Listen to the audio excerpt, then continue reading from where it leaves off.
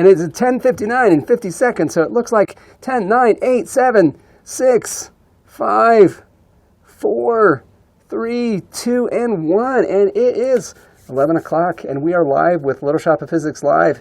And my name's Brian. And I want to talk to my compatriots today. Let's introduce them. So I'm Brenna, and this is Maud.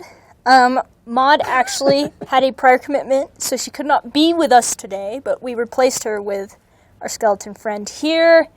And it's appropriate because Maud's studying to be a doctor, so that's she's kind of got a all good... the protection. So. And our theme today is atoms, and matter is made of atoms. And this was something that was asked for by our fifth grade teachers in the Poudre School District. By the way, we're going to be hopefully connecting with classes in the Poudre School District, but we are still very much live. And everyone who watches us, we're going to be live every week, and we hope that you keep connecting with us no matter who you are or where you are.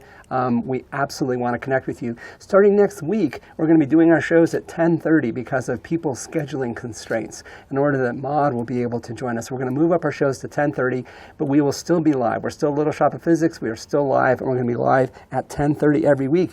So we're talking about atoms. And here's my question for you. We're going to first off talk about the size of atoms. And I want you to look at this pool ball here. How many atoms do you think are in this pool ball? If I broke it down into the tiniest piece I could, I'm going to break it down into atoms. How many atoms are in here? I want you to put a number in the chat. I'm going to look and see what people put in. How many atoms? One really big one maybe, or a lot? Anyway, so go ahead and type a number in the chat and let's see what folks are saying.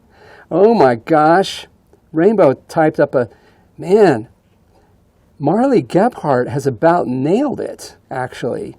It's a 1 with a whole lot of zeros after it. Oh my gosh. Someone says 8, which is cool. Probably a few more. And then Alex Harper, a 1 followed by a lot of zeros. Man, you folks are, as always, too clever. And Rainbow has got... Now I'm having a competition to see who can put the most zeros in there. Oh, you little rascals. This is the number I came up with earlier, and that is a pretty good match for what some of you put in the chat. That's a 1 with 27 zeros after it. I'm going to give you a sense of the size of this. If you look at the number of atoms in here, that's about the same number you would have if I took this ball and I made the Earth out of particles this size. So imagine how many of these it would take to make something the size of the Earth. Just imagine how many it would take to fill up your house. Now imagine filling up the city of Fort Collins. Now imagine building Horsetooth. Now imagine filling up the ocean, the whole Earth. If we made it out of particles this size, that's how many atoms are inside this thing. So the first lesson about atoms is atoms are really tiny, but does that mean that atoms do not affect our life?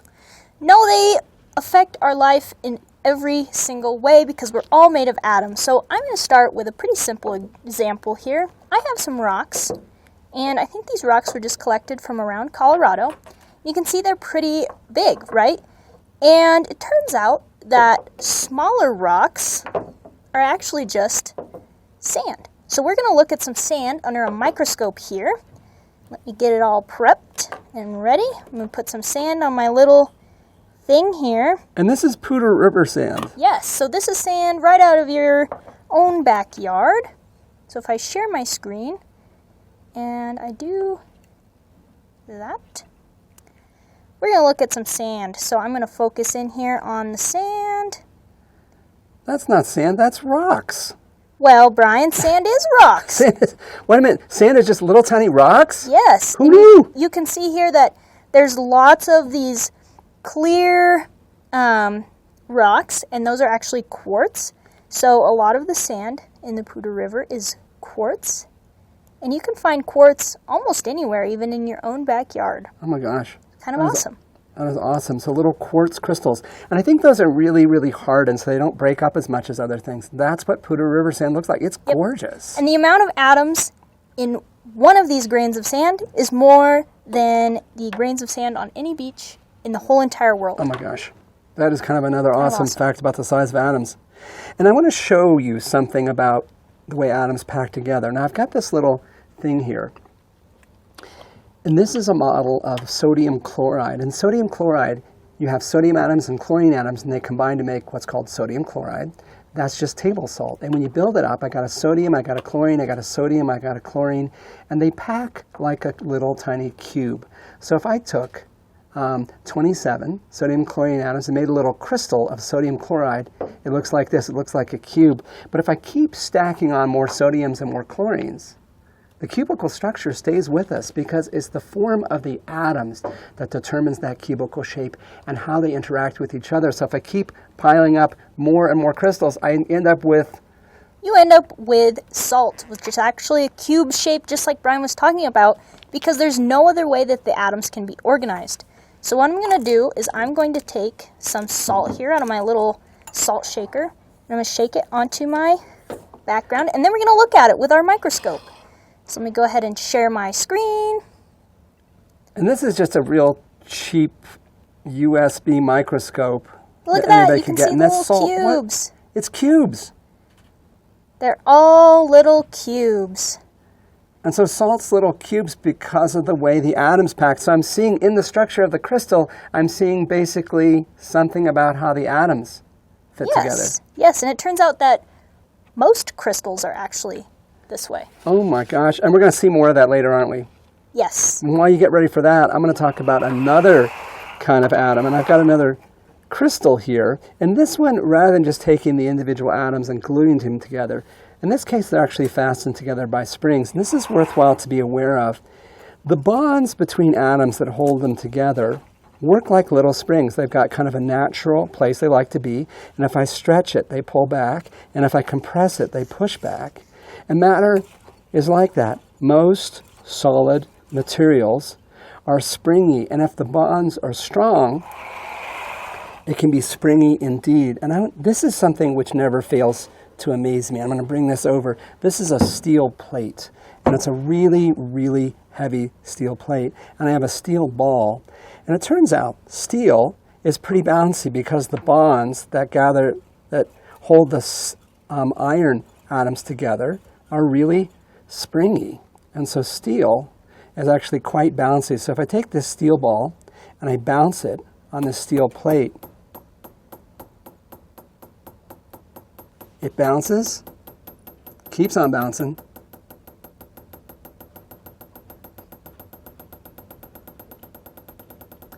and it keeps on bouncing, and it's still going, still going, still going, still going, still going, and then it finally stops. And so it just bounces for a long time, and that has to do with how the atoms are put together, and they are put together with bonds that look like little springs, and so steel is springy. But Brenna is going to show us some more crystals. Salt crystals look like cubes, but you got other kinds. We're not content with just sodium chloride. Yes, so every molecule has a specific way that it likes to orient itself. So I've taken 4 different things here, and I've dissolved them in just water, and I've created some crystals, and actually, depending on the atoms that are in the molecule, the crystals will look different. So here I have potassium dihydrogen phosphate, and you can see the little crystals here. This is just a supplement that people use. You can also use it for fertilizer. Oh, those are cool crystals. Yeah, so I grew those in just a glass over the course of a couple of nights. And then here I have some borax crystals, which borax you can buy at the grocery store.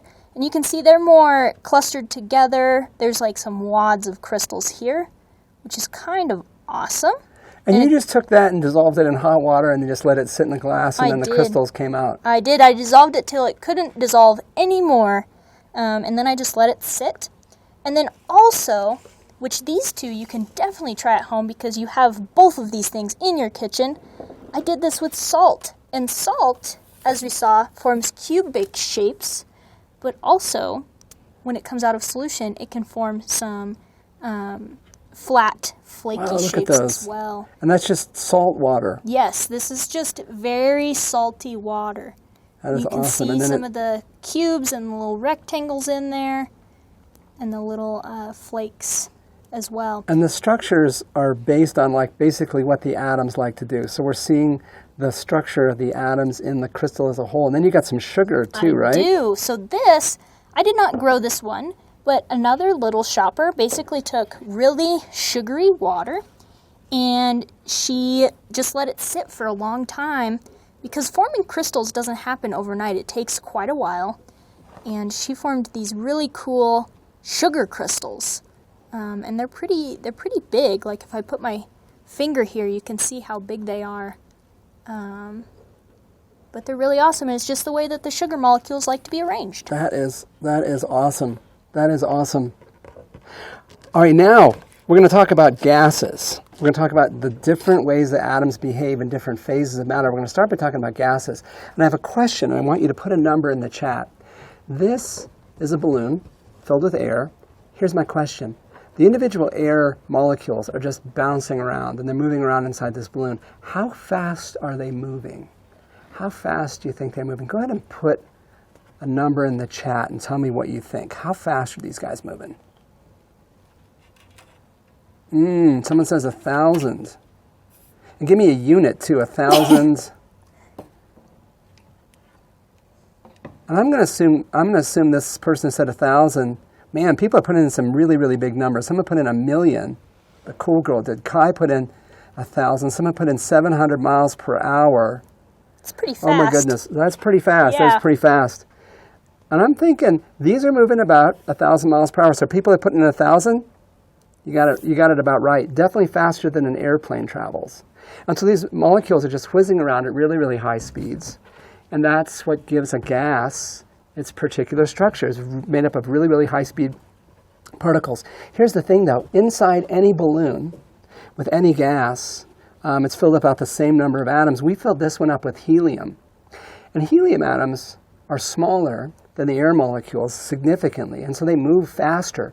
And since they move faster, they're harder to contain. And you know this. We had a little video we took. We filled up this balloon, and it was full size, and it was up near the ceiling. And then over the course of the night, the helium molecules, our atoms, are moving so fast, they just diffused out the latex of the balloon. They left it, and then air came in. And so over the course of the night, it stopped being a floaty, magical helium balloon and began being a much smaller air-filled balloon, which is what we are left with. At the end of the night, the helium is all diffused out, and we're left with just air. And that's just because helium atoms move really, really, really fast. That's ultimately what that's about. Now, if you want to fill a balloon with another gas, Brendan's going to show us how we do this. You definitely can, and you're not going to fill it with helium because helium's pretty rare. You can definitely fill it with a heavier gas, and you can actually feel the difference. So here I just have some baking soda and some vinegar, and I'm going to pour these in here real quick, and then I'm going to put the balloon over the top. It's going to produce carbon dioxide. I'm going to capture that in the balloon. So, and the carbon dioxide molecule is heavier than yes. a regular air molecule. Yes, it's a lot bigger and a lot heavier. Oh, I see. So you're just basically, oh my gosh, yes. I see some CO2 coming out there. Let's see if we can get our balloon full. Oh yeah. Here we go. I don't know if it's going to get as big as I want it to. Let's see. Might need some more vinegar in there. Looks like I haven't dissolved all of my we can go with baking that. soda.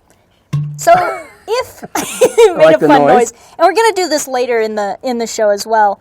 But if you fill up a balloon with CO2 by just using a baking soda and vinegar reaction, it's a lot heavier than a regular balloon, and you can feel the difference. We played with this the other day. Oh my gosh, that looks heavy. It drops a lot faster than a regular balloon. Toss that thing to me.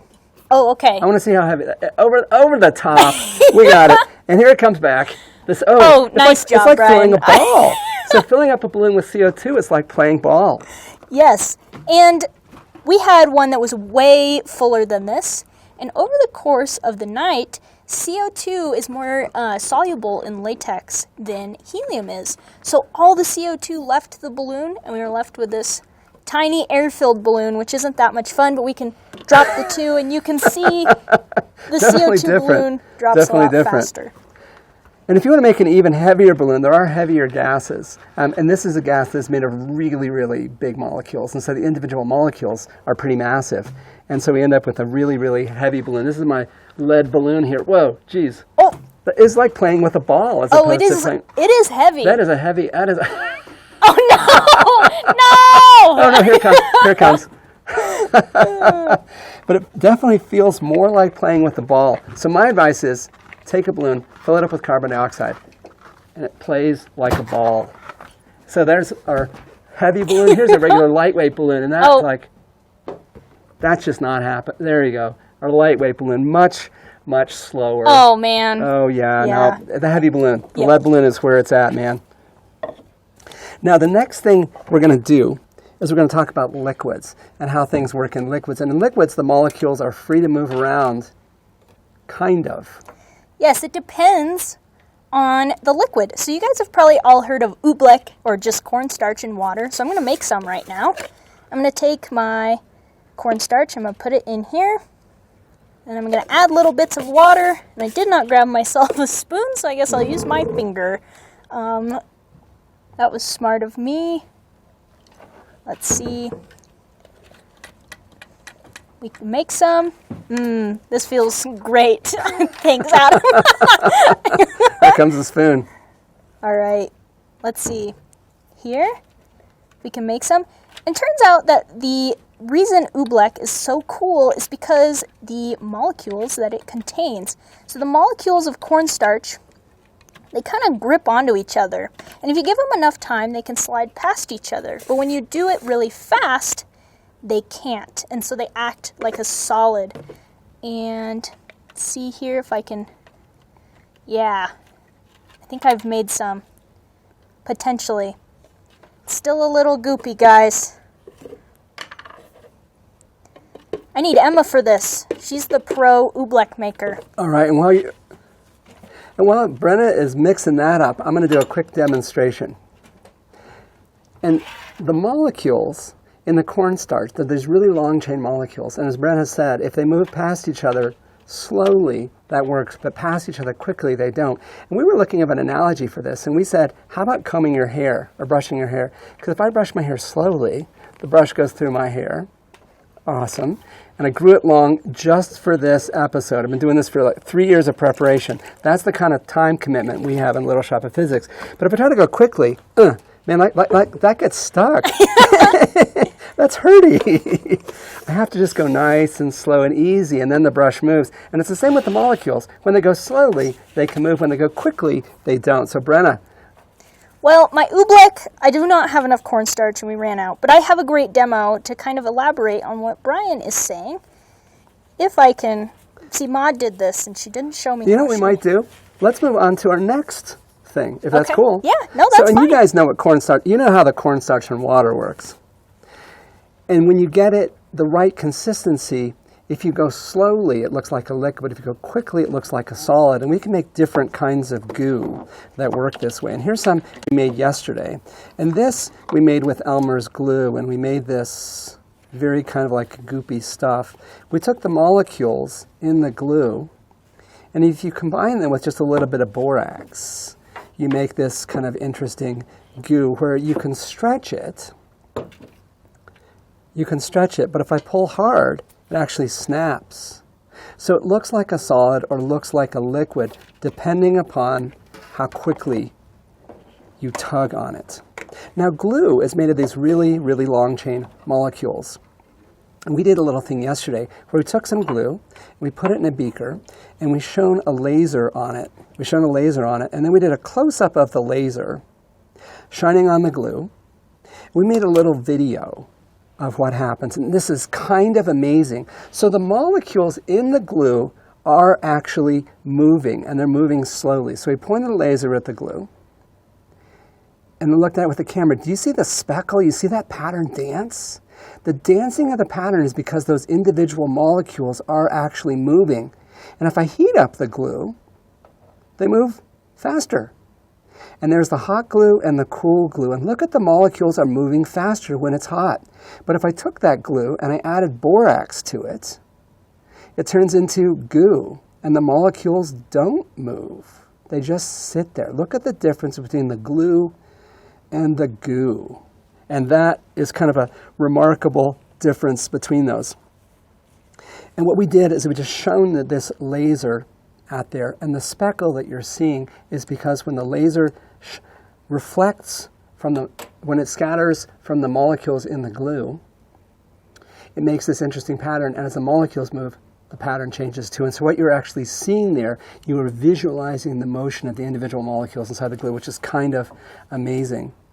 Now, Brenna, next thing we're going to do is talk about phase changes, things turning from solid to liquid. And I think you got a cool demonstration for us here. I do, and we've seen this one before on Little Shop of Physics, but we have to keep bringing it back because it's so Because cool. it's so awesome. Yes, so this is sodium acetate. It is a liquid right now, as you can see. And I have some sodium acetate crystals on here. And if I pour this liquid sodium acetate on top of the sodium acetate crystals, Oh, it makes crystals. it freezes. And actually, when this freezes, it releases heat. Oh my gosh. You are making, like, the molecules in the liquid meet up with the molecules in the crystal and said, I want a piece of that. I'm going Yeah. to pile on this crystal. You're making this awesome little, They want to be friends, so they decide to be the same phase. oh my gosh. That's amazing. And someone put in here and said said it took a long time to make crystals. Mostly. This is a way you can make Yes. them quickly Yes. with this super cooled liquid. It's below its freezing point. Oh my gosh, and it wants the crystal. That, Brenda, that is Pretty awesome. exceptionally awesome. This is like a cave formation here. This is like It a is. stalagmite. This is awesome. And I say, let's see how high it goes. Oh, that is how high it goes. And if you touch it, it's warm. It's because warm. it's freezing, it's releasing heat. It's awesome. Oh, Brenda, that was delightful. Now, that was sodium acetate in water. And that might be tricky to get, but you can do this with just water. And I'm going to tell you how I did this. This little plastic bottle here has in it water. And normally water has stuff dissolved in it. So I started with some water which was pretty pure. So I used some pretty pure water that had been through a filter. And then I boiled it, because normally water has a lot of gas dissolved in it. And when you get it warm, the gas comes out of solution. That's why hot water looks milky when it comes out of the tap sometimes. So we boiled it and got rid of all the gas. And then in here I had just pure water. And it turns out I can super cool water. I can get this below its freezing point, and then it will do the crystallization stuff that Brenna did. So I took this and I put it in the door of the freezer for 1 hour. And I played around until I discovered exactly the right time. But then we have super cooled water, and super cooled water does something that is, dare I say it, super cool. And let's take a little look at a video of the super cooled water.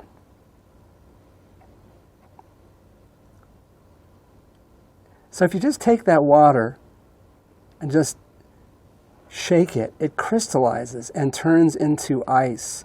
But if I give it a little bit of an ice crystal, like this little ice hand, check it out. There's like the magic ice finger is teaching all of the water molecules how to crystallize. I don't like the magic ice finger. I kind of like the magic ice finger. But if you're not careful and you open it, oh my gosh, it crystallized all by itself without my even wanting it to. That was a kind of a tricky thing to do.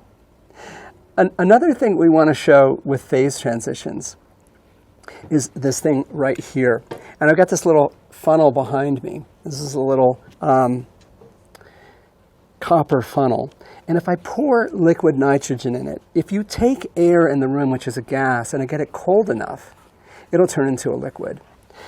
But it turns out that the temperature at which nitrogen turns into a liquid is lower than the temperature at which oxygen turns into a liquid. So if I take this funnel and I fill it with liquid nitrogen,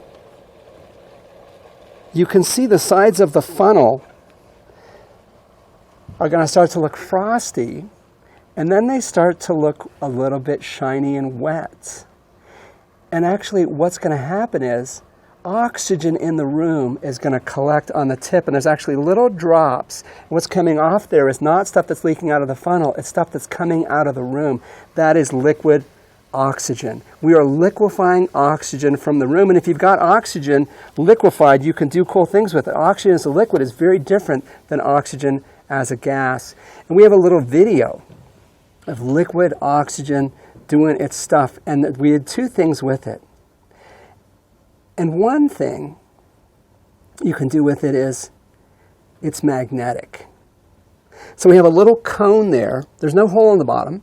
We pour nitrogen in, and then the oxygen starts to liquefy and collect like dew on the grass on a cold night. Oxygen actually liquefies out of the air, and then we got a little container full of oxygen. And liquid oxygen is magnetic. It sticks to the end of a magnet. That is liquid oxygen. But liquid oxygen also helps things catch on fire because oxidation is a reaction of oxygen plus things. And this is a chocolate chip cookie with liquid oxygen on it. And then you can get all of the energy out of that cookie out in a hurry. And that was definitely one of the most dramatic things we've done into Little Shop of Physics. And that brings us to our next point, which is atoms can react with each other. When you have a chemical reaction, what you're happening is atoms are doing things with each other at an atomic scale. And Brenna's got our first reaction. Yes, so I have a baking powder here, and I just put it in this flask with a balloon on the top. If I heat it up, we'll try to heat it up fast, it's going to release gas because it's reacting with the heat and it's releasing CO2. So we'll let that percolate and that's for a how minute. it makes cakes rise. That's why Yeah. and then I take that cake and I put it in the oven, and the heat makes the gas come out. Yeah, so it looks like it's still warming up. And So while that's going, we're going to let that go. And you're going to come back to you in a minute. Because Yes. another thing we can show real quick is this. There's chemical reactions happening inside my body. And that reaction produces carbon dioxide. But another thing that produces carbon dioxide is my metabolism. So when I breathe out carbon dioxide, I breathe in oxygen, breathe out carbon dioxide. Carbon dioxide going inside this container of water makes it turn acidic. It makes carbonic acid.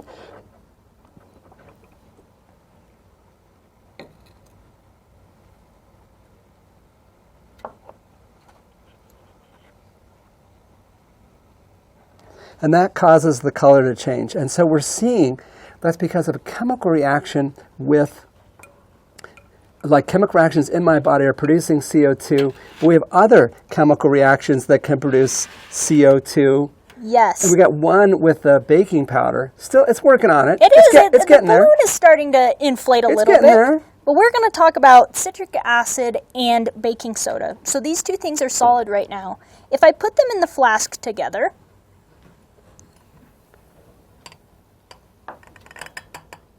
they don't react. Nothing happens.